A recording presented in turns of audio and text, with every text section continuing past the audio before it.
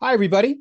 I'm Bob Bowman, Editor-in-Chief of Supply Chain Brain, and welcome you to this presentation on managing an evolving trade landscape, insights and practical tips to stay ahead of the technology curve, presented by Thomson Reuters. Quick reminder, there will be audience question and answers accepted throughout the presentation as well as any end of the presentation. So audience members are encouraged to submit their questions at any time during the presentation, and we'll get to as many as we can, time permitting. Now, global trade professionals are facing disruption from multiple sources, including inflation, regulatory changes, the growing gap between supply and demand for talent, difficulties with environmental, social, and governance reporting, and the need to better utilize technology. In Thomson Reuters' 2023 Corporate Global Trade Survey report, 62% of respondents said supply chain security and data protection was the most important technology priority for them, while a third of businesses say that they suffer from understaffing and lack of budget. In response to these challenges, companies are looking to automation and outsourcing to make up for staff shortages, and while gathering ESG data from suppliers.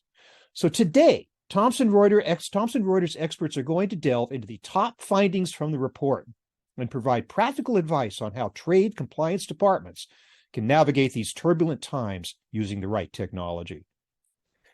With that, I want to introduce our speakers for today. Karen Lobdell is Senior Manager of Product Management with Thomson Reuters. Karen's focus for the past 25 years has been on international business development and trade compliance, with a particular emphasis on supply chain risk management. Her responsibilities include assisting companies with maximizing the efficiency of their supply chains and mitigating risk to enhance their overall business performance. Shane Williams is Managing Director within the Americas U.S. Global Trade Practice of EY. His expertise is in education and strategic planning, including foreign trade zone management and economic development. His experience at the Port of Houston led to expansive growth there, with the value of exports in FTC 84 surpassing $6 billion. And Maisha Kadam is Director of International Trade with Georgia Pacific, one of the world's leading makers of tissue, pulp, packaging, and building products.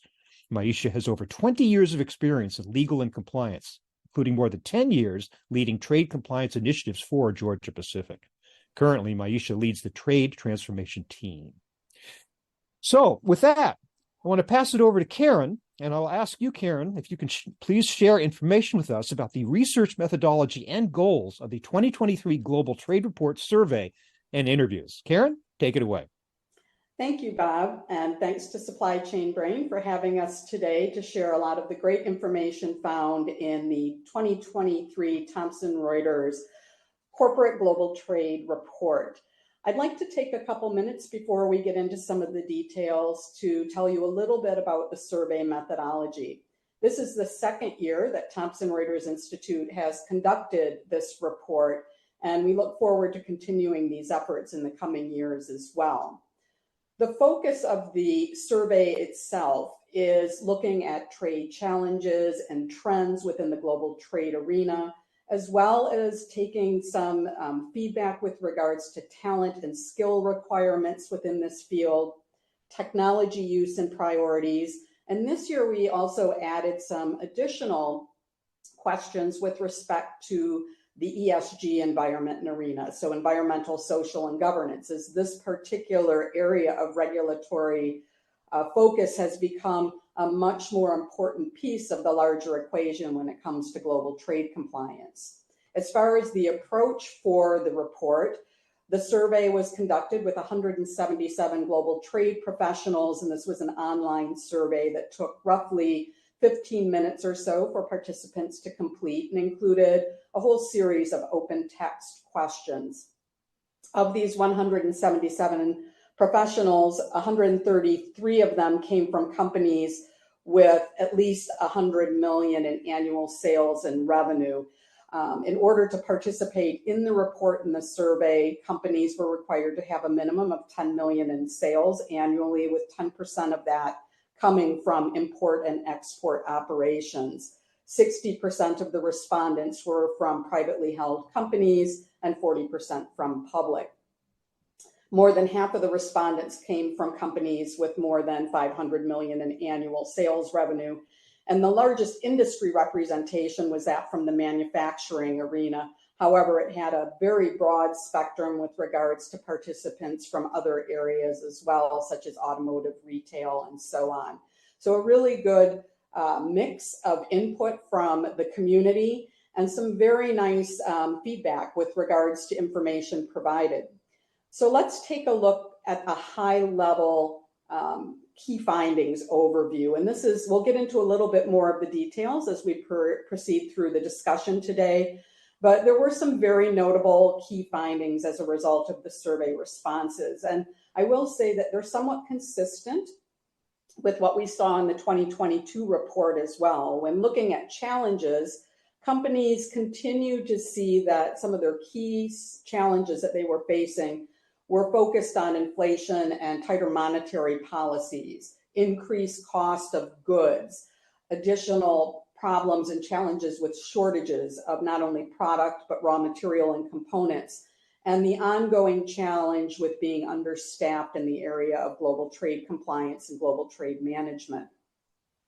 As far as the trends, there continued to be a focus on greater supply chain resiliency. This is consistent with what we saw in 2022 and is certainly an outcome of what we've seen over the past few years post-pandemic with regards to the need to have more resiliency with the supply chain, more ability to pivot when these challenges and disruptions come up. There's also a continuing trend with looking to outsource where there's gaps, whether that be with staffing or other areas of supply chain challenges, and an increased reliance on technology. This is something that definitely we saw a nice uptick on in the findings this year, where companies are looking to, again, fill those gaps from the staffing standpoint with technology, but also looking at ways to use technology for better visibility and greater efficiencies. When looking at the ESG factors, that new area of focus this year, this is an area where we're seeing a lot more involvement from the global trade management arena. And a lot of this has to do with data collection that's required in order to meet the regulatory requirements of these various areas under the ESG spectrum.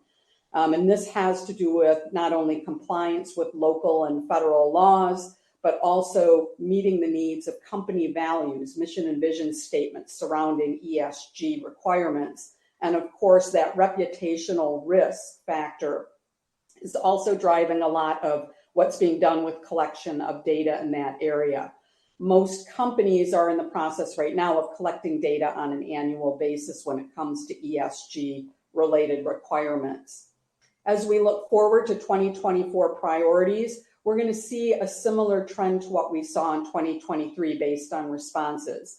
Inflation and rising costs of goods are continuing to top the list when it comes to those areas that are focus for companies going into 2024, as well as supply chain, shortages and disruptions that come from a whole variety of areas when it comes to supply chain challenges. We will continue to see the increased use of technology as well. So if we take this information from the key findings and delve into it a little bit deeper, we're going to kind of break this up into a few themes. And we're going to start by looking at the theme of some of the global trade challenges and strategic priorities that were found within the responses to the survey. So if we take a look at strategic trade priorities, and if you look at this slide, you can hopefully relate to a lot of the responses that we're seeing here on what the respondents felt were the highest strategic priorities in the coming 12 months. And of course, again, we're seeing that consistent item at the top of the list with inflation, rising costs of goods, cost of transportation and movement of goods cross-border, supply chain shortages and disruptions. And again, these disruptions could be from a whole host of factors. Clearly, international politics, geopolitics, conflicts are playing a large role over the past year. The Russia-Ukraine conflict is, and now more recently, what we're seeing with the conflict with Israel and Hamas, these types of things are playing a role. and then the ongoing geopolitical dynamics that we're seeing between countries like the US and China, where these are definitely having an impact with regards to trade priorities and how those things are being managed. There's continual challenges with trade and tariff issues, and certainly looking at how new automation and software is being built into the equation. A lot of these overlap. So, the root cause of shortages and some of these rising costs of goods come from some of these other challenges that we're seeing, such as geopolitical concerns and tariff issues, especially the retaliatory tariffs. So those things certainly are playing a role here. But I think most of the people on the call today can probably relate to a number of these items on the list, and many of them are consistent with 2022 as well. If we take a little bit of a deeper dive into the specific regulatory areas from a challenge and a strategic priority standpoint, there's certainly a variety that's coming up on this list. Retaliatory tariffs, whether that be between the US and China or the US and Europe or other countries just in general, those tend to continue to be a challenge at the top of the list. But depending on where your company is headquartered, there's a lot of other areas that are taking an impact as well. If you're in Europe or the UK, the changes coming with the Customs Declaration Service are certainly something that is impacting a lot of companies. China export control laws, which have been very challenging to deal with due to lack of transparency in that area as a result of actions taken by the US in their relationship with China. Supply chain due diligence, which is that deep dive and transparency into your supply chain partners, such as your suppliers in the ESG arena. And of course, depending on where else you may be located, you may have the issues with new import processes in Brazil or increasing data residency requirements in China. So all of these factors certainly are playing a big role with regards to priorities and where people are putting their efforts in the global trade management arena. And again, depending on the location of your company, you may have slightly different priorities, with 55% of the companies in North America clearly impacted heavily by retaliatory tariffs in that particular area.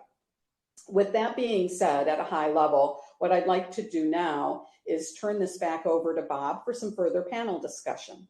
Thank you very much, Karen. And with that, I would like to bring back in Shane Williams of EY and Maisha Kadam of Georgia Pacific to help us answer some of these questions, both panel from me, as well as some audience questions that are already coming in. So let me take this question first for Shane. Now, Shane, as you heard Karen talk about strategic priorities and you think about the market today, can you share what you're seeing in terms of what those strategic priorities are and what your customers want to measure and achieve related to global trade? What are they asking for help with? Yeah, I think it's a great question. It's almost an impossible question to answer these days with the regulations and changing both in the United States and export countries. But I think at the top of mind, and Karen hit it early, was UFOPA, the Forced Labor Prevention Act. We're seeing the restrictions and the requirements on U.S. companies to know their supply chain all the way to not only where their product is coming from and if it's from the Uyghur region or not, but actually the raw materials, and be able to trace it and prove it if it gets pulled and asked to look at for a compliance check. So that's one thing we've seen over the last few months really get put to the top of the list over and over again. CBAM also in Europe, looking at, just started this month, October 1st, and will go into December of 2025. The EU is going to start asking for imports of certain commodities to give additional reporting. Commodities are going to be, your iron, steel, aluminum, fertilizer, hydrogen, and then some upstream stuff as well. But they're going to want the same type of reporting that we're seeing with UFOPA, of looking into knowing where exactly it's coming from and being able to confidently report that to the regulatory bodies. And then, of course, just it's almost old news now, but management of all the punitive tariffs that we saw, starting about 5 years ago with 301 and 232. And I think the measurements we're seeing for our clients is really, it's a hard thing to measure, but it's just confidence that the information they have is right. Business confidence that they can continue to use these suppliers, that if they are pulled for either a U.S. customs or a foreign regulatory body check, that they have everything in a row, that they can perform at that audit and give exactly what they're needed easily through their software system. Thank you. By the way, CBAM, Carbon Border Adjustment Mechanism, just to clarify yes, that. Thank you for keeping me in check. I'm terrible with sure. A lot of acronyms to worry about here. Okay, another question here that's coming in. I think I'll direct it to Karen, and that is for your idea, your observation of what operational and regulatory changes you are seeing. Oh, well, that list is quite long, Bob, and certainly from the standpoint of regulatory issues, I think Shane hit on some of the really big ones that are certainly a concern right now, but they're not the only ones. We're continuing to see areas where delving into your supply chain visibility is going to be really critical. Another area beyond CBAM, for example, that's getting a lot of attention these days is the EU deforestation regulation, which again is focusing on part of that environmental component of ESG regulations, but it's going to require clients to really dig deep into their supply chain to collect more data with regards to certain commodities that fall within that bucket. In addition, we're seeing some newer regulations that have come out with the Russian sanctions out of the EU that are requiring on steel and iron for certificates of origin. And I'm using that term very loosely because it's basically proof of origin with regards to where that iron and steel came from. And again, having to come up with a very detailed explanation as to where they're originating, the components, the inputs, the finished goods that could be subject to a lot of these sanctions. Those are certainly issues. We continue to see a lot of evolving regulations in the ESG space. Not only with Europe, but with other countries, more advancing forced labor laws in places like Canada, for example, the German due diligence laws. These are all areas that are getting a lot of attention, and that's a very short list. There's clearly plenty more.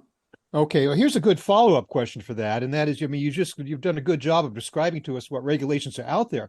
But this question is asking how you're seeing businesses actually adapt their current processes and technology to meet these new trade regulations. Karen? From a technology standpoint, clearly that's where we're seeing an uptick in the use of technology or the interest in expanding use of technology to give better visibility. One of the areas when you're looking at supply chain due diligence, for example, is that ability to use technology to get visibility with your suppliers on their practices surrounding these regulatory areas, such as forced labor. That includes using technology to help identify sub-tiers within your supply chain that you may not have readily available data on. So you may know your tier 1 supplier, but cannot get to your tier 2, 3, and 4, which is where the problems might exist. Yeah. So technology is being advanced in that area for better supply chain visibility, but it's also expanding the use with regards to the type of content that it can provide. Having that regulatory content that provides you the ability to do better analysis of not only your data, but also publicly available data to consider what if scenarios. If I can't source from this provider any longer because of risk, what are my options and how can I use technology to quickly look at options for pivoting? That's another area that we're seeing a lot of use of technology in that area. Well, let me ask. I think. Oh, sorry. I was going to say. Go ahead, Shane. If you go ahead, follow up, please do. Yeah, everything Karen said, spot on. The thing I'd say is on top of all of that and in accordance with it, we've seen technology go in different departments within companies that they've not had before. Compliance has always kind of every company has it in a different section in their group, but we've also seen compliance kind of operate in their own kind of silo. You deal with this stuff with the supply chain, you deal with regulations, but now with this so vast and across the board, we're seeing government relations, we're seeing legal, we're seeing others need that ability to get on the technology and work with the compliance department. So really an expansion of who's actually looking at this trade software. We're seeing a lot, and the companies that are doing it right now are ahead of the curve. And I think we're going to see more and more companies have to get more groups involved in that. Right. Well, Shane, I do want to throw in this other audience question that, again, it focuses on the practical aspect of what is actually happening out there and what needs to happen. They're saying, what do you want to keep in terms of what's working and what's not? Yeah, it's a good question. I think the just advancing the software is one thing we have to keep. I mean, we have to keep communication within kind of what I just said, within multiple groups. What we're seeing working is having legal, having government relations, having those that work on the side of how you're going to deal with regulations when questions do start coming in, be involved at the very beginning when you're starting to look at what suppliers you're going to use and what suppliers you might not use, which suppliers you're confident are giving you all the information from the very beginning to the end. At the, rewind maybe just a few months ago, but at least 2 years ago, really it was, again, supply chain and compliance departments that are making all the supplier decisions in the past, and now that's not usable anymore. So I think seeing these other groups be involved at the very beginning is something I would say I want to keep that's working, but also implement if it's not something that people are implementing already. Thank you. Audience, keep those questions coming, by the way, just by clicking on that Q&A icon at the bottom of your screen. But now I want to ask a question of Maisha. Maisha, what challenges do you foresee for companies who are looking to expand into new jurisdictions, given the amount of regulatory change? Can you provide us with some insight into how those challenges could affect businesses? So you just heard all of the different regulatory changes that are out there. And so really one of the biggest challenges is the pace of which these regulatory changes are happening, and the variation of the requirements across the jurisdictions. And companies need to have a proactive strategy to be able to keep up. If you're not being proactive on the front end, you will be impacted. You will delay your supply chain based on these changes. And it's not just going into new markets. It could be an existing market that you already have, and some type of regulatory changes happen that might require a very tight deadline. They have a very tight implementation schedule. And do you have the ability to respond in that way, right? And so the real question here is, how do companies anticipate how those changes will impact them? Can they anticipate which changes are going to be on the forefront? Can they anticipate the type of data that they need to have? And if these changes are going to require them to have some type of changes in their process, changes in their technology, are they implementing a strategy in their technology strategy that will adapt to this variability across these different jurisdictions? Thank you. Well, Shane, is what you are seeing, is that consistent with what the report is saying? Yeah, I think absolutely. I was looking at the report and agreeing with all of it a couple of weeks ago when we looked at it, and I think kind of the main things we're seeing, pricing is obviously something people are saying is a huge issue, both with inflation and the transfer pricing adjustments that we see, related party transactions now. adding layers of help to deal with all these regulations that all three of us have been talking about pretty much nonstop already. The necessary prerequisites you're needing inside of your software now that can help obtain the data of the jurisdictions you'll be dealing with outside the United States and what their levels of regulation may be. So I think, we saw high on it was pricing. We saw high on it was adjusting to regulations. We saw high on there was uncertainty and changes. And that's exactly what our clients are dealing with right now and trying to find software that can help, I can't say eliminate, but lower some of the burden that comes with that and getting a more understanding of what everything will cost instead of going into each thing and not knowing what all they're going to have to deal with and costs rising each time. So much to be concerned about. Karen, I'm going to turn the floor back over to you as we transition into our second theme today, and that is ESG, environmental, social, and governance. So I'm going to ask you to make your summary presentation on that, and then we'll come back and we'll ask the panelists some more questions.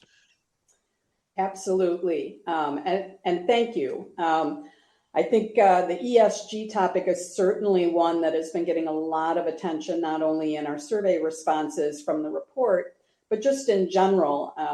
And clearly, we talked a little bit on some of the priorities and challenges. ESG came up in the past conversation we just had multiple times. This particular area is becoming a larger challenge for not only global trade management professionals, but other departments within the organization as well. And looking at the results that we got from respondents, clearly, this is an area where companies are feeling that they need to get a better understanding of their supply chain, the parties they're doing business with, specifically suppliers, and how they're going to collect this data.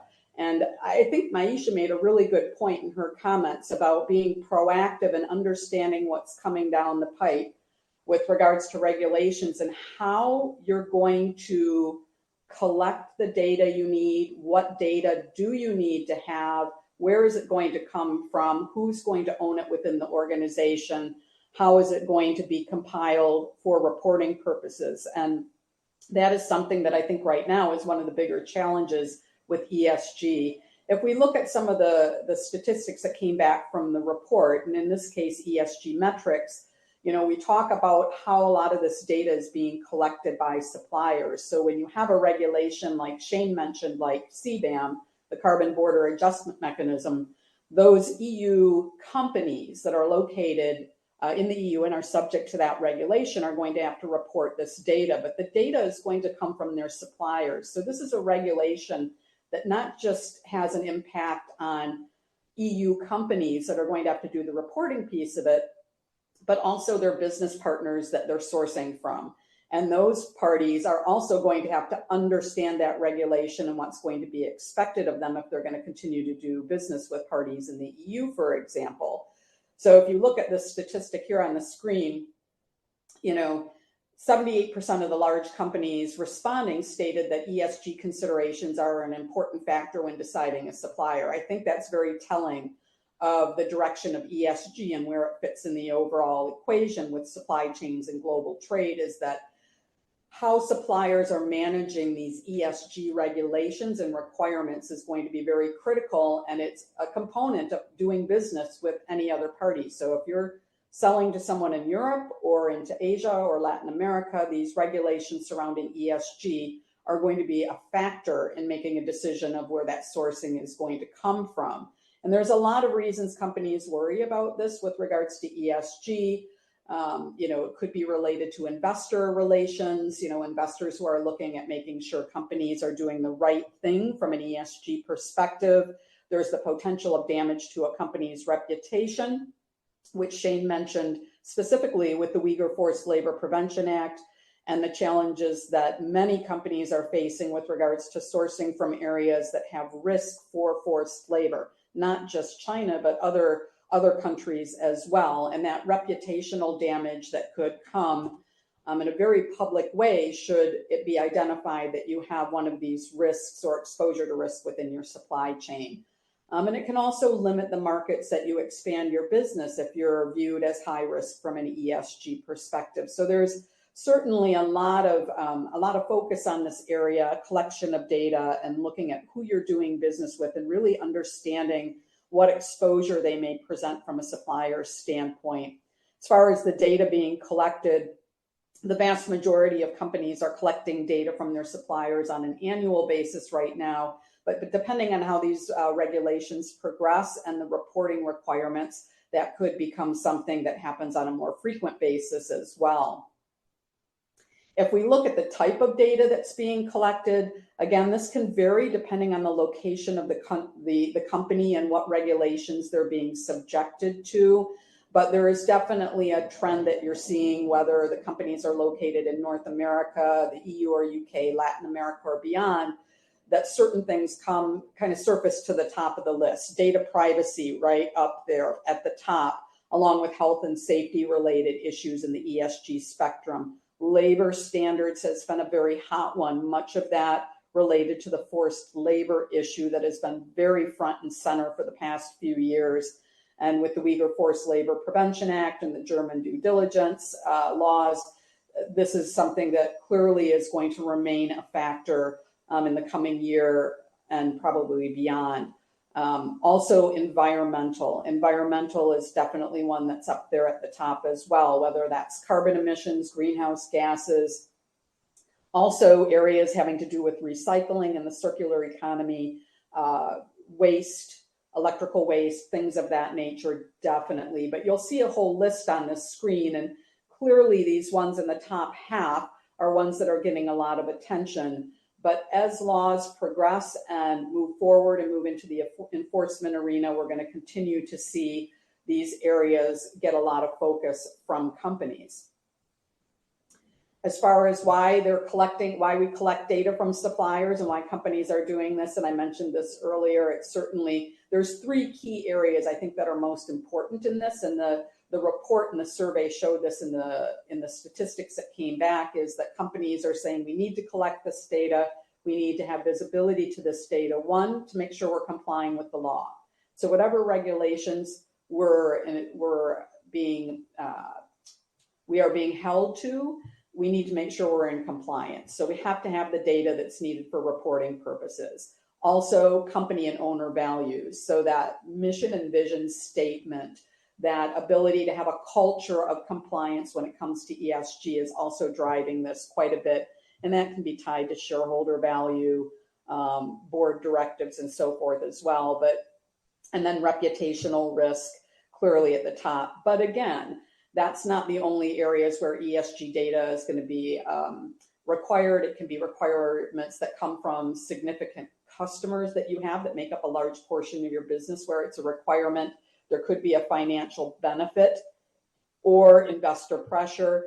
Interestingly, if you look at North America respondents, the most cited reason for ESG data collection was alignment with corporate values and ethics.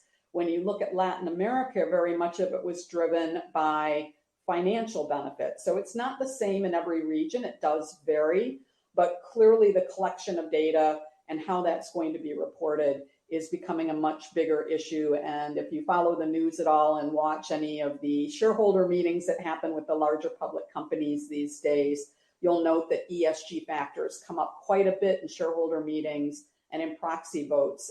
So it is definitely something that is becoming a bigger issue. I'm going to turn it back to Bob for some further panel discussion on this subject. Thank you so much, Karen. And I'm going to direct a question to Maisha right away, and that is, what challenges do you see that companies are facing in obtaining accurate and relevant ESG data? Maisha, come on back. Thank you. You're muted, Maisha. Thank you, Bob. No problem. And so I think you heard Shane hint to this one earlier. You have to have a coordinated and collaborative approach as it relates to pulling in all of this data from multiple stakeholders.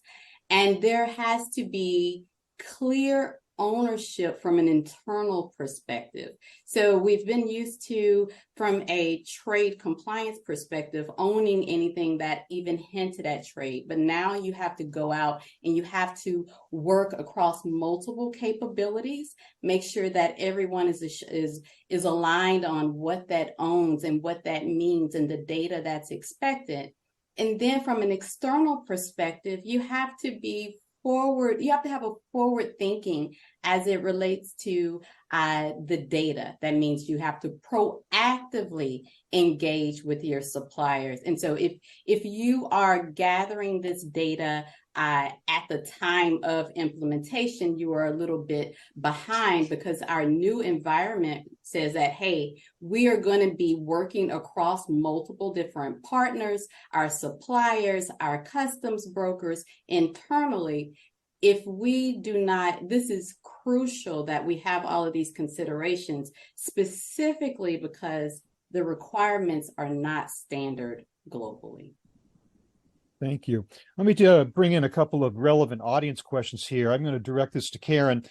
The question is, where does ESG fall? Who owns it? Who sets policy within the company? And let me actually add to that by my saying that I've heard those same figures of 78% think that the ESG is important, but I've also heard other companies say that only when it comes down to the number of people, the actual actions that companies are taking in terms of getting that data from their suppliers, it's in the single digits. And so somewhere around the area of like 8% are incentivized within procurement organizations to actually do these things. So Karen, where does responsibility fall and who sets policy? I think that is a moving target at the moment, Bob. So, and what I mean by that is I don't think that there is a specific set answer in general that where it falls within a company. What we're seeing with our clients is that it can fall in a variety of departments with regards to ownership. It may fall within procurement when it deals with the supplier side of collecting of data and responsibility. It could fall within global trade management. It could fall within legal. It sometimes falls within a new department that some companies are developing that deals specifically with ESG related issues and sustainability. So you'll see new titles and new job roles being created as this becomes a bigger factor within the organization. It could fall within a broader risk department for larger organizations. We've also seen where there's a collaborative team approach. And I think this goes back to some of the points that Maisha made as well, where you really have to look at where there's collaboration within the organization, because some of these data points and some of these factors are going to currently be owned by different departments. And if you don't have open communication and you don't work together, it's going to be hard to have a robust approach to dealing with ESG. Also, because ESG covers so many different buckets of risk.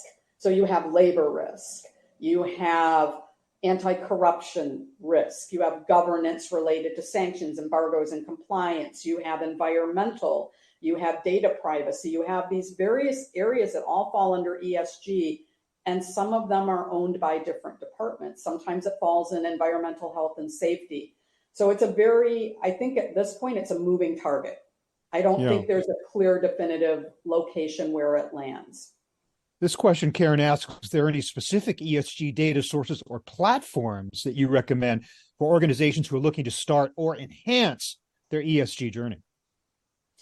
Well, there's certainly platforms out there. I would answer the question initially by saying the first thing to keep in mind is there's no silver bullet for this. ESG is a very broad risk spectrum, and it covers a lot of different areas that can be very independent of each other in a lot of ways. So platforms being used may be multiple, but there are platforms out there that can provide better visibility for tier mapping.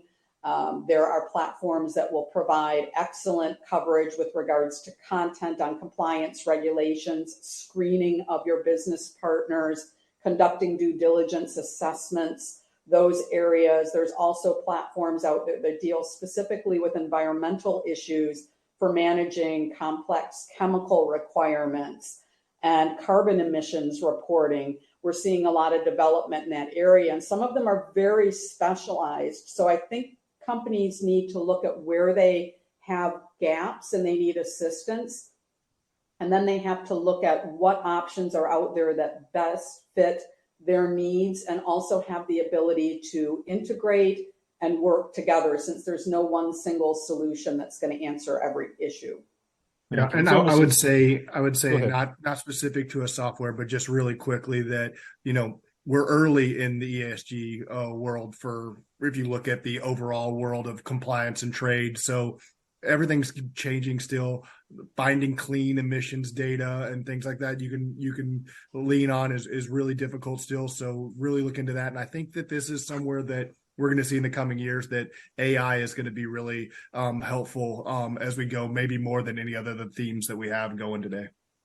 Thank you. Well, this takes us quite smoothly into our third theme of this presentation. So I'm going to turn it back over to Karen to give us a quick overview of this one. She'll describe what she's going to talk about. Go ahead, Karen. Great. So we're going to talk a little bit about the results in the report that have to do with the expanding role for trade compliance professionals and kind of where technology fits in with regards to that. So there's certainly a trend. Last year's report indicated that there was a pretty big gap with companies struggling to fill trade compliance roles within their organization. And in many cases, they were outsourcing to fill those gaps or looking for ways that technology could help automate certain job roles or activities within their trade compliance arena in order to assist with that gap between having enough staffing. That wasn't necessarily that they couldn't get budget, it was more finding the right people. Now, if we look at the 2023 report, we're still seeing that companies are continuing to be understaffed in the area of global trade, but there's definitely a significant difference between what we saw last year and what we saw in 2023 with regards to the results. So companies are not quite in the same position as they were last year with being what they felt was severely understaffed. And they are still looking to outsource and use technology to assist with, taking these gaps and trying to minimize or mitigate the issues they have because those roles aren't filled. When you look at what type of elements are outsourced with regards to trade, at the top of the list, customs clearance and regulatory compliance. And I don't think this is surprising because many companies work with third parties, such as customs brokers operations, for filing of their declarations and their entries. And this has been common practice for many, many, many years. So not unusual that continue outsourcing of having brokers and or freight forwarders that are assisting with some of those operations continue, including taking on perhaps some role with regards to assisting on trade compliance. And I think that also would go for third parties such as trade compliance consultants. And I know Shane can speak to this as well with regards to those parties being another way to supplement the trade compliance departments. We also see outsourcing in the area of trade logistics and operations, so the actual movement of the goods, whether that's by a third party 3PL and VOCC or other operator in the transportation arena. Trade system management with regards to the technology management of the technology systems is also coming up. What I would say is where we don't see a lot of outsourcing or where the numbers get lower as far as percentages is when we look at getting into the more strategic decisions that companies need to make with regards to global trade management and compliance. And when you start to get into those more strategic decisions, those are things that are more likely to be kept in-house or that they want to keep in-house for obvious reasons. As far as filling the gaps, so we have these gaps, understaffing, how are they being filled? Certainly technology and automation is one of the ways that companies are looking to fill the gaps where they may not have that human personnel to fill the roles. And 70% of larger companies have either plans or are already actively introducing global trade technology or automation into their processes in order to help with this. And in this case, you can see 59% have plans to either do so or are already in the efforts of taking care of adding global trade management technology to their efforts. They're looking for efficiencies. They're also, of course, still actively recruiting for roles and looking to bridge skills where there's skills gaps. I think, a good example is ESG, where, these are newer areas and new regulations where it's a new set of skills to not only manage ESG regulations, but understand some of the nuances of them. So looking to find people that can fill those skills, or looking for technology and automation that can bridge those skills where they may not be readily available at the moment, are areas that are being focused on as well. But clearly the respondents, more than half of the respondents, are saying that, hey, we're looking to improve the skill set, actively continue to recruit, and use technology in the coming years. As far as companies investing, larger companies are certainly more likely to invest in emerging technology, and that goes to the statement that Shane made earlier with regards to technology starting to do more of the emerging structures, things like blockchain and AI and machine learning. These are more common within the technology platforms, and larger companies are more prone to invest in that area.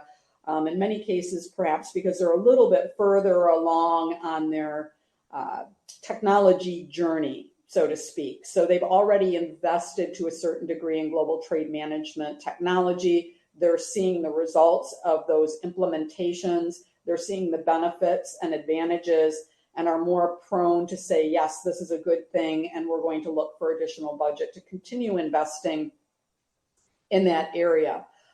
There's certainly some that are still behind the curve or in early stages, but the trend is on the upswing, with the larger companies being a little bit more ahead of the curve.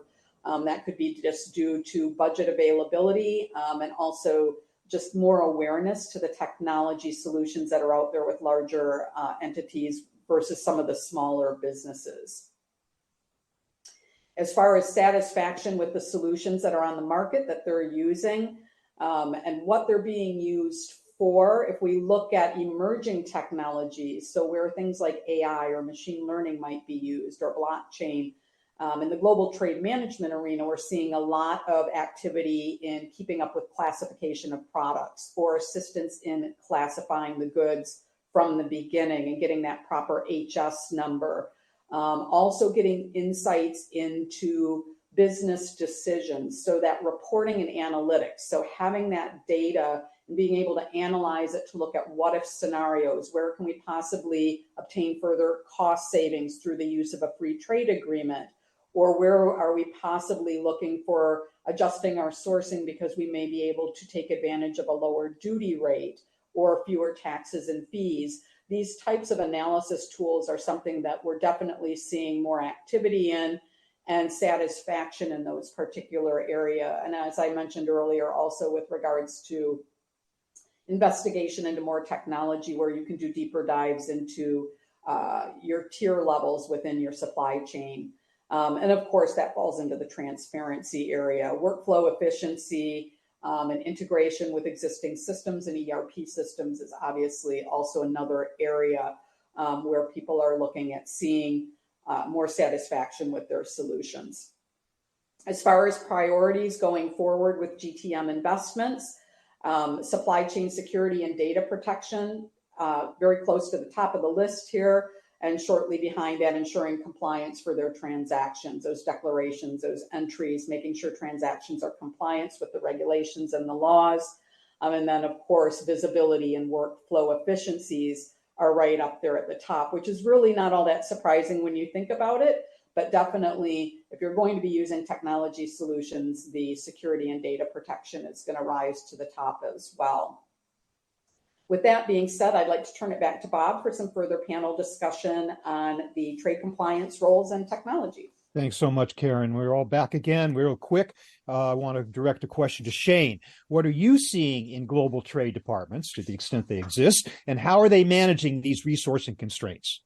Yeah, I think Karen in the report has it pretty spot on. I think we saw 2 years ago and maybe a little bit before that during COVID when it was hard to get staffing and resources. We saw the complete outsourcing of most of trade compliance and a lot of things instead of hiring a new staffer when someone left and didn't come back. Now I think the trend is still they're not completely hiring in-house, but we're calling it, co-sourcing, where they share the compliance work with a third party or consultant. And we see it, like the report said, mainly in your free trade agreement classification or certifications, classification of your products, the niche stuff like foreign trade zone and running that type of stuff, and other qualifications and export and trade. So I think the switch from complete outsourcing in most of what you do to co-sourcing with a partner. Thank you. Maisha, what sort of skills are needed right now, and how do you fill global trade talent skills gaps? So I think it's important that when leaders are trying to fill these gaps, that they're thinking about creating a transformative team, and it has to be diverse skills. Not one person is going to have everything, and we have to think about it in that way. So we need someone on the team that does have those traditional technical trade skills, but then you need someone on the team that may not be as strong in that area, that is strong in data analytics, that is strong in project management. Do we have folks on the team that are thinking strategically, that are able to go out and create real relationships with our partners, both internal and external? That is the key takeaway from that. And as a leader, then we have to make sure, hey, can we remove the distractions and have our teams prioritizing and working on the things that they really need to work on so that we can have the true value from this diverse team? Thank you. Referencing, I guess, the 2023 Global Trade Report, Shane, what do you think are the key technological trends that you believe will have the most significant impact on global trade in the coming years? Again, blockchain technology. I mean, I think that's the top. And I think as AI is getting better and we're figuring more ways to use it, it can really help with some of the redundant, repetitive type work that comes with that. Engaging in diverse supply chain partners. I think we saw that with COVID and the pandemic and some of the other disruptions we've seen across the country, across the world. You got to diversify suppliers and areas in which you're getting supplying, and technology can really help with that and effectively managing the third party networks. I think we've seen, again, with this co-sourcing and that we're seeing the trend continue from the outsourcing trend from before. We're seeing that become a big part of technology, and what companies are using for co-sourcing is to help the complex third-party networks. Thank you. Maisha, how important is it to have a global trade technology strategy, and what benefits does it present? It's super important. And it has to be first, a risk-based strategy, because we have to prioritize. We cannot do everything. And so there are a lot of considerations that we have to that, like how are we being able to adapt? How can we be flexible? Are we thinking about the emerging technologies out there, such as AI? But are we also thinking about emerging risks, such as cybersecurity? We have to be proactive in that. And when we do have that, companies can really use that from a risk management perspective, but both an opportunity optimization perspective. That's how we get the real benefit. What a wealth of information you guys have presented to us in this hour. There's so much to think about, and you've just sort of fantastic job of covering a really wide range of topics that companies need to be thinking about. Unfortunately, I'm the bad guy. I have to say we're just about out of time. We have time for just one final question. I'm going to direct it to each of you, starting with Karen. How would you recommend planning out your global trade roadmap for the next 5 years? And what would you advise your clients? I think the key factors looking 5 years ahead is making sure that your plan incorporates a way to manage the ever-changing regulatory environment, so that monitoring, staying ahead of the curve, being proactive, as Maisha said. Also investing in your staff, getting that right skill set and that right blend of skills, because it's not one person, as Maisha said, having everything. Skill set and expanding that is going to be important. And finally, definitely technology. Continue to put investment into technology solutions that's ultimately going to give you visibility, efficiencies, analytical data to give you strategic decision-making capabilities, and that's going to be key.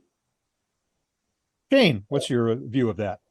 Yeah, I'm in the middle, so I can't just say ditto, but I'll basically just say ditto on it. I think, monitoring and staying ahead of regulatory changes, we're in the middle of it. It's going to continue to happen. We used to say this is the new world. Now it's just this is the world we're in. Regulatory changes are going to continue to happen. You need to monitor them. You need to stay ahead of them.